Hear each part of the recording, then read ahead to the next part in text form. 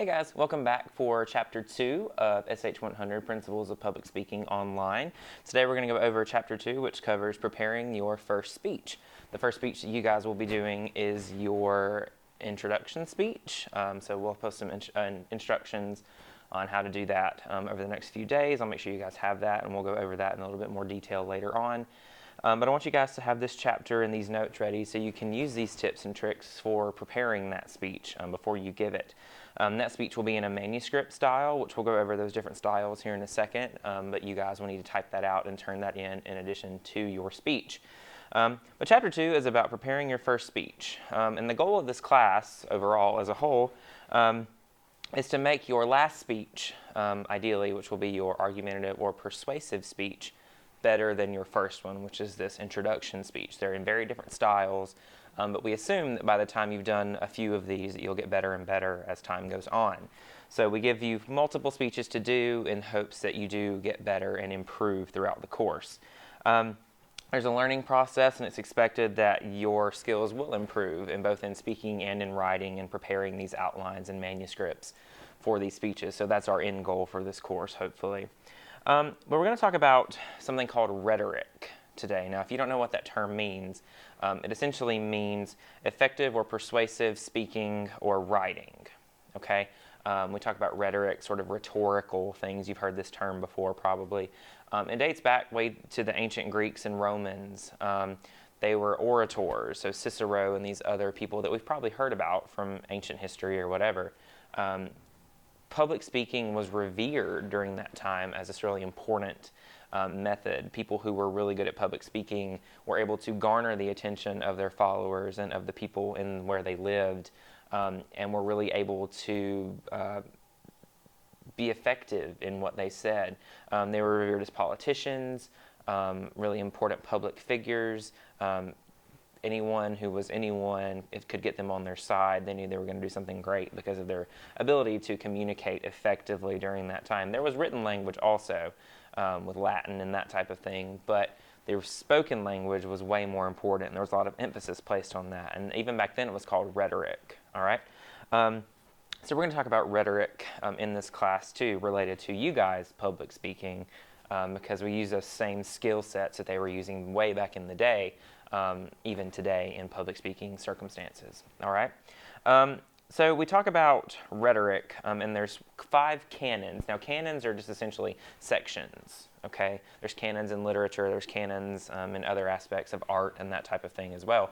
But we talk about them in rhetoric because, again, there's 5 different sort of aspects to the rhetorical process. Okay, and we're going to go over those 5 here in a second. The first is invention.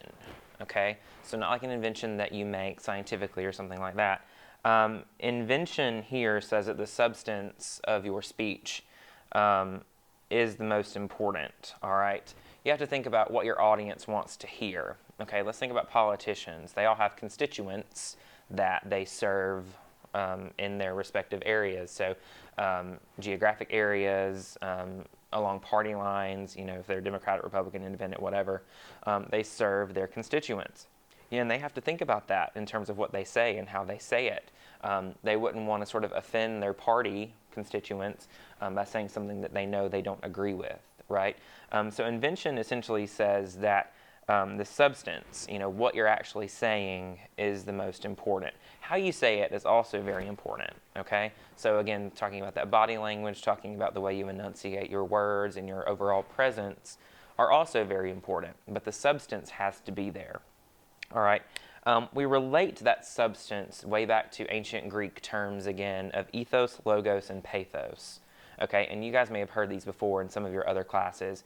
But they're very important in this public speaking situation because if you can combine the 3 of those aspects in your presentation, it's going to be that much stronger and that much more effective. All right. We talk about ethos. We look at the roots, E-T-H-O-S. So we've got that E-T-H. So ethos relates kind of to ethics. All right. So we talk about ethical proof and credibility. And we discussed this a little bit in the Chapter 1 lecture in terms of credibility. You need to be as credible as possible in what you say, all right? So again, I wouldn't be up here lecturing on physics or biology because that wouldn't make any sense. I'm not credible in those areas.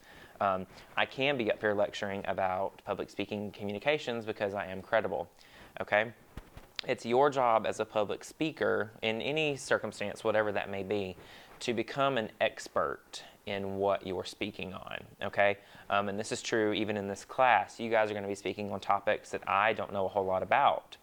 So you guys have a goal of being that expert and teaching me something, okay? Teaching your audience something, informing them about something, or persuading them about something. You have to be that expert so that we'll have that level of trust and believability in what you say, okay? So that's ethos. You know, it talks about ethical proof, credibility, all right, and honesty, okay? We want to be honest in what we say. We don't want to make up any false information or anything like that because, again, that limits your credibility, okay? The next one is logos. So L-O-G-O-S. We've got that L-O-G, logos, logic, okay? Logical argument, okay? If you are doing an informative presentation about whatever you want to talk about, okay, you need to inform us of actual facts. You need to inform us of truthful facts, okay? It needs to be logical.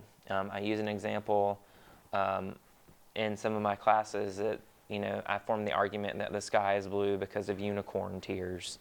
Now, we know that's not true. We know that the sky is blue because the light refracts all the other colors off and blue shines through, you know, that kind of thing. Again, physics, I don't really know. But we know that that argument is not true. Okay, we know why the sky is blue, all right? So your logic needs to make sense. Your argument needs to make sense, especially if you are doing an argumentative or persuasive presentation. You need to make sure that your argument points are valid and that they make sense, okay? You want to make sure that everything makes logical sense to you and your audience. They need to be able to understand it clearly, okay? So that's logos. And probably one of the more important ones of the three is pathos. Pathos is emotion, okay? If you can invoke emotion in your presentations, whatever they may be, okay? It's really easy to do in terms of something like a wedding speech or a funeral eulogy or something like that. But if you're speaking to an audience and you can sort of hit them in the feels, right? If you can make them feel something, all right?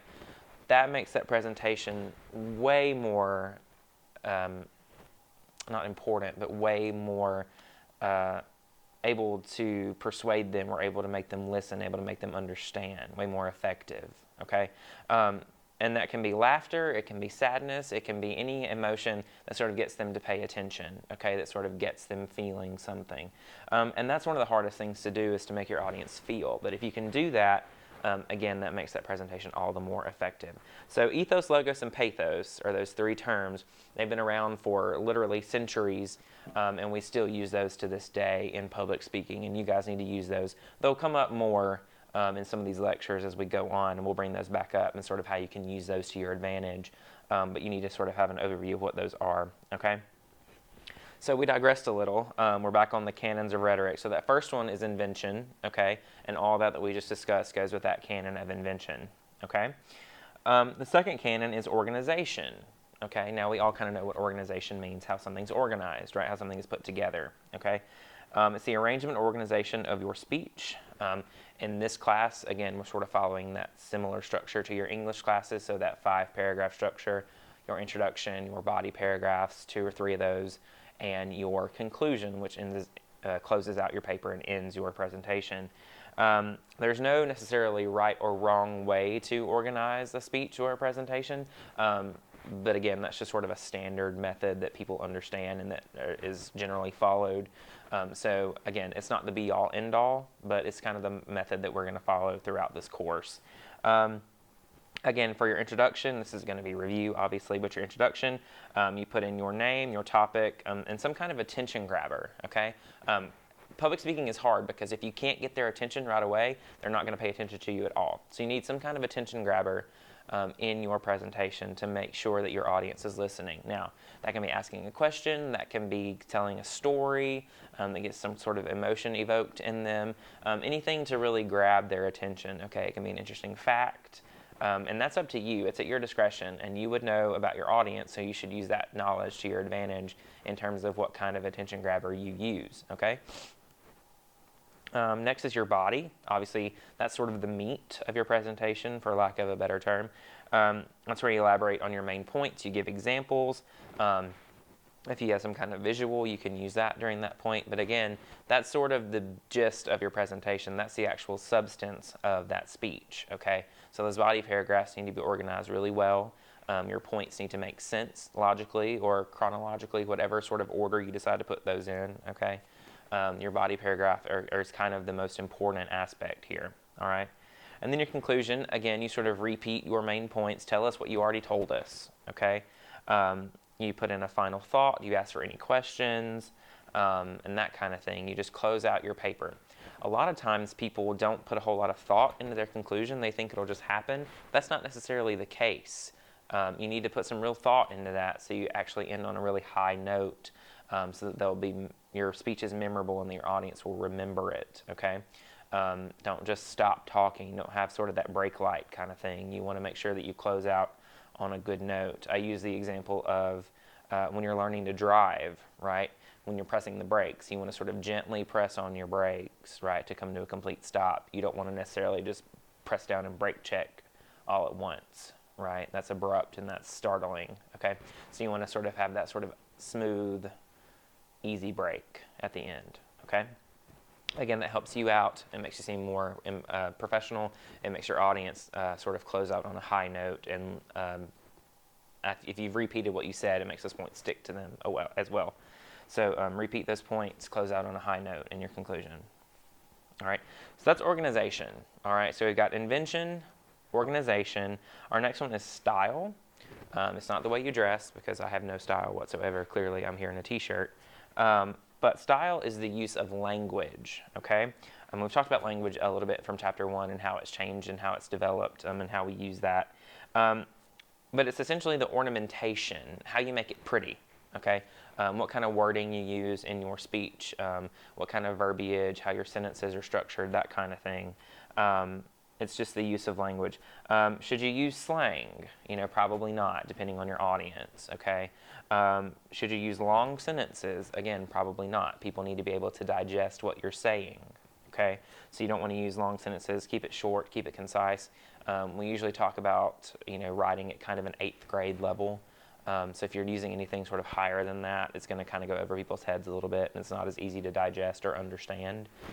So make sure that you're speaking at a level that is appropriate to your audience, okay? Tell a story if that helps. Add some ornamentation that way, put in some personal aspects. Those are really good at convincing people, right? People love a good personal story, so throw that in there if you want to. Anything that can make your speech memorable or pretty, decorated, right? Add your own flair to it, and again, that's going to relate to your audience, okay? You wouldn't necessarily speak the same way to a group of first graders as you would a group of professionals in a boardroom, right? So the style there is different. The ornamentation and the way that you phrase your sentences and everything is going to be very different, okay? So make sure that you know your audience and that your style reflects that audience's ability to hear what you're saying, okay? So we've got invention, organization, and style. The next one is memory or understanding, okay? You need to be mentally aware of what you're saying, okay? You need to know and understand your topic fully. It goes back to that expertise situation, that ethos, right? That credibility, okay? You need to fully be able to interpret the information that you have in that speech, okay? For example, if you're using numbers or some sort of complicated figures or something like that, make sure that you're able to break those down and understand what those mean and where they came from. Because if you can't, your audience won't be able to either. So you want to make sure that if there's anything complicated in there that you understand it fully. Again, you need to be that expert in what you're speaking on, okay? So make sure that you understand it, because if you don't, your audience won't either. Memory is really hard, okay? It's really hard to make your audience remember what you say, okay? So again, that simplicity kind of helps there. You don't necessarily have to remember everything word for word when you give your speeches. I do allow you to use outlines and things, and that's changed from the way it used to be, back in the day, back in ancient Greece and Rome. All those famous orators used to always say things from memory. because again, that was part of their charm and their ability was to memorize all these important facts and relay them effectively. Now that's changed these days. There are occasions for memorized speeches and presentations, but most of the time it's acceptable to have some sort of visual cue, whether that's an outline or a manuscript or something there to help you. All right. So we don't expect you to memorize everything, but we do expect you to have some of it in your brain ready to go. Okay. So we've got invention, organization, style, memory. And then our last one is delivery. And this goes back to those verbal and nonverbal cues, okay? For the first speech, your introduction speech, we do use a manuscript. And that allows for you just reading right off the page, word for word. You type out everything, you just read it off the page. And that's fine for some occasions. For most other occasions and for the other speeches that you do in this course, we're using an outline, and we call that extemporaneous speaking, and we'll go over those in more detail in a second. But that allows for a lot more body language, that allows for a lot more interaction with your audience. You're not just focused on looking down at a page, okay? The body language and the delivery of how you actually present your presentation can be just as important as the words that you use, okay? Eye contact is super important, okay? So I'm looking at this camera right now, looking into your souls, giving you eye contact, right? And that's very important because that means that I'm paying attention to you, focusing on you, all right? Your audience wants that as well. If you give them eye contact, it means that you're focusing on them and paying attention to them and wanting feedback from them, okay? Now, don't stare them down, right? Bounce around the room, focus on more than one person in the room, don't make them uncomfortable, right? But eye contact is really important. Again, these hand gestures, your body language, how you move about the room, how you move your body, how you hold yourself, right? All of that works on that delivery section. Again, your vocal variety and your volume also work on that delivery section. If you want to command the room, you probably need to speak pretty loud, right? You want to sort of be that dominant presence in that room. You want everyone focused on you, okay? So don't sit there and be timid and whisper, right? Because no one will take you seriously, okay? So you need to have that dominant presence in the room. And there's ways to accomplish that aren't just vocal. Again, your body language has a lot to do with that. But again, that delivery is really important as well, okay? So actually how you give the speech is really important, okay? So going back over those 5 canons of rhetoric, we've got invention, organization, style, memory and understanding, which are the same thing, and delivery, okay? Again, all of those go together, and there's different aspects that you guys are actually going to be critiqued on as you give your speeches, okay? I'll post the rubric for your speeches online as well, so you guys can see that. That's what we're focusing on here. That's what we're critiquing, okay, is those 5 canons. So pay attention to those, understand what I mean by all of those, and use those to your advantage when you're actually speaking, okay? So now we've talked about those canons of rhetoric, but now we're going to talk about different types of speeches that you guys can give, different types of speaking situations that you may be presented with, okay? And there's 4 that we're going to talk about. We're only going to do sort of 2 of these in our course, but there are 4 that you need to sort of know how to do. And the first one is a, okay, and we discussed that before. Your introduction speech is going to be based on a manuscript, okay? And all a manuscript is just a typed up page or however long it needs to be of information that you read straight off of, okay? A manuscript, the speech is written word for word and you don't stray from that script, okay? Benefits of that is that it helps you not have to worry about your wording and things like that because it's all typed out there for you. You shouldn't stumble because, again, it's all typed out for you. There's a lot of prep work involved in that. You have to write out the whole thing, print it out, make sure you have it, make sure it's correct, and that kind of thing. But again, it can help you because you don't have to worry about what you need to say because it's all typed out for you. All right, and there are some speaking situations where that's okay. If you're reading a really long sort of commencement speech or something like that, that's okay. But again, that's not necessarily the best type of speaking situation. There's some disadvantages to manuscript speaking in that you don't get to engage with your audience very much, and that's problematic because, again, they want to see that you're engaged with them, and you can't gauge feedback from them to know whether they're paying attention or if they're nodding off or texting or that kind of thing because you're just focused on reading. okay? You don't get any sort of body language or that kind of thing because, again, you're focused on reading and not really engaging with the audience, okay? But again, there's certain situations where that's okay. And again, for that first speech that you guys do, that's going to be perfectly fine. That's what I'm expecting from you guys. You guys will turn in that manuscript to me and actually record yourself reading from that manuscript, okay? So that's manuscript style. The second one is memorized delivery. In this aspect, think of actors memorizing lines, okay? That's pretty straightforward. Again, there's some benefit to that because you really do get to engage with your audience. You are not really focused on reading because you have it all in your head, right? You memorize everything word for word, and again, you don't stray from that once you've got it memorized. Actors mess up their lines all the time, though, and so that's sort of the negative of this memorized form of speaking is that you can mess up or you can forget your lines in those nervous moments. And so you don't really have a backup plan at that point. So again, there's good in that, but again, there's also some negative to memorized. We're not making you do any sort of memorization in here in terms of your speeches that you do. There's a time and place for that. Again, we don't really have time to go into all that here, but I'm not making you guys do that in this course, okay? The next one is impromptu, and that's self-explanatory. We kind of know what that means.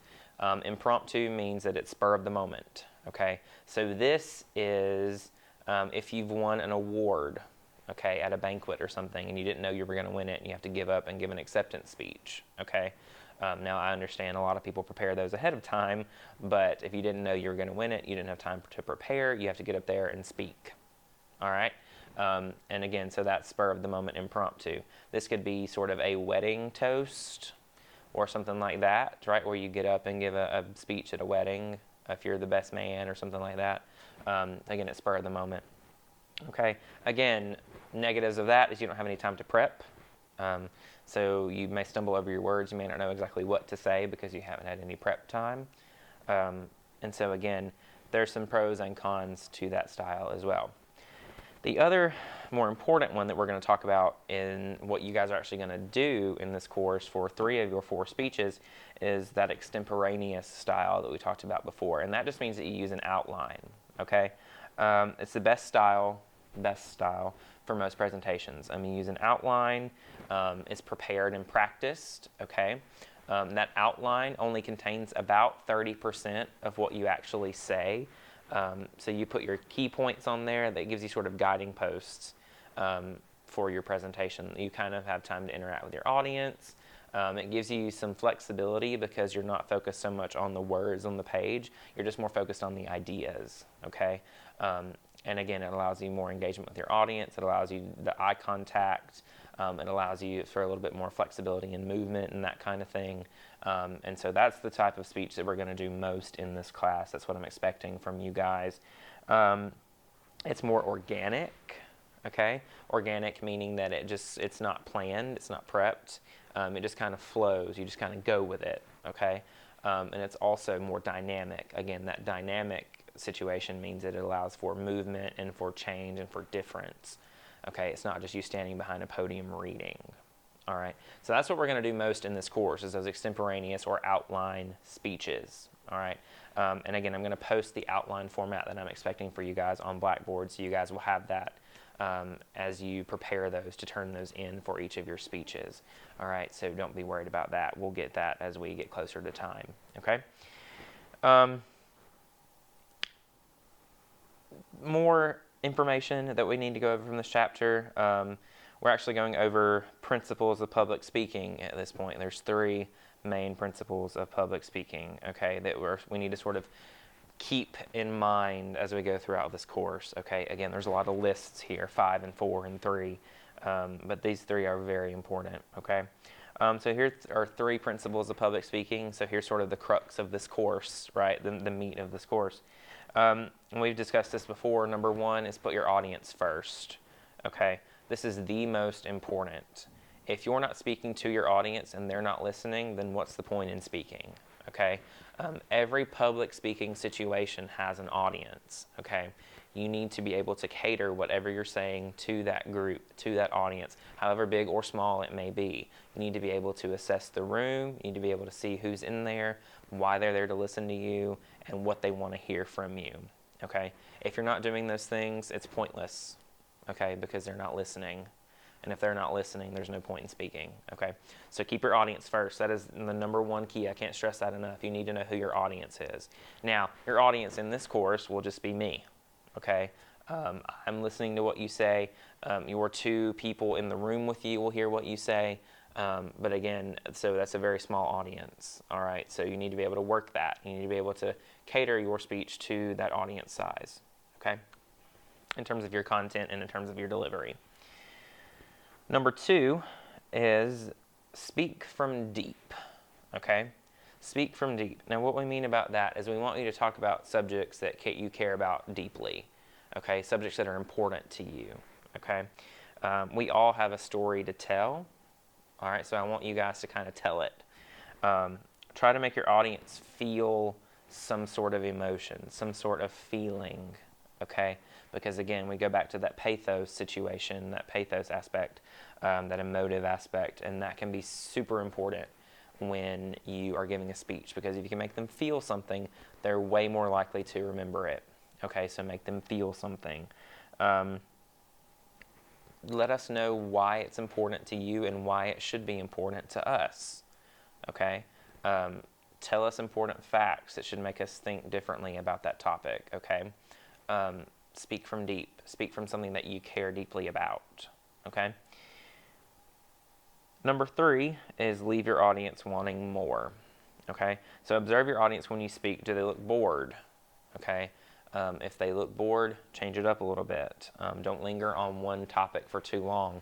Keep it interesting. Keep it dynamic. Keep it moving. Okay? We're going to use that word dynamism, that dynamic aspect, throughout this course as well. So keep it moving. Keep it interesting. You want your audience to always say, I wanted to hear more, rather than when are they going to be finished. Okay? And that's another key point in why it's important to close out your speech really strongly, because you do want them to want more. You want them to ask for more information, because if you can do that, that means that something you said is stuck with them, and that's the biggest thing you can do here, is make something that you say stick with your audience. Okay? So leave your audience wanting more. Okay? And if you've done that, you've done your job successfully. Okay? Don't leave anything out, but your end goal, again, is to make sure they want to find out more information about your topic. Okay? So I hope all these things help you in prepping your speeches as we go throughout this course. These notes will be posted, so you guys will have these available for you. Your introduction speeches are going to be due soon, so if you have any questions about those, again, I'll post sort of what I'm looking for in your rubric for those on Blackboard as well. If you have any questions about those, let me know. Again, I'll post the questions for you guys to list on that speech, and other information about that as we get closer to time. This chapter will be included on your first quiz, so again, I encourage you to look over these notes and look over this video, and also to read chapter 2 in your textbook for key terms and highlighted points. Thanks.